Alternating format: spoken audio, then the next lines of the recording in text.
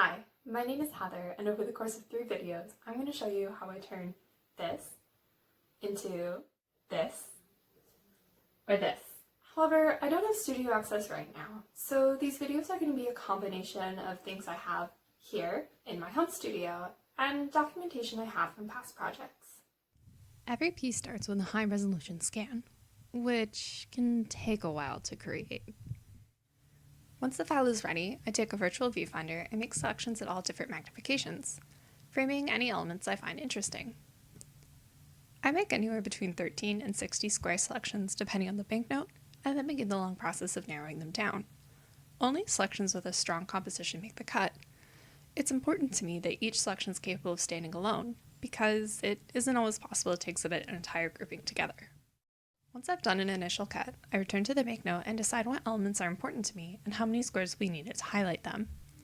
For example, with this piece, I wanted to highlight the title text, body text, signatures, background pattern, and paper texture.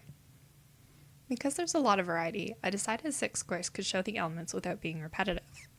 Whereas in this one, I'm most interested in the title text and color gradient.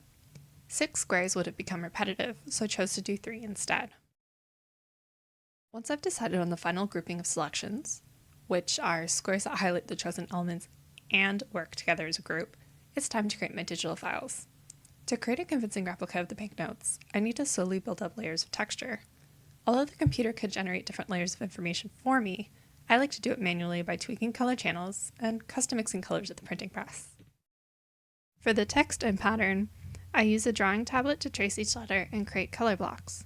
For those wondering, yes, the computer could do it for me much faster, but the human eye is far more perceptive than the computer, and my hand tracing is more accurate to the original banknote. Thankfully, once the text and pattern are traced, I can go back to color channels and play with adjustment layers to create a texture layer which will be printed over top. At this time, the digital prep is done, and all I have left to do is convert each layer into a bitmap and then print them onto clear film.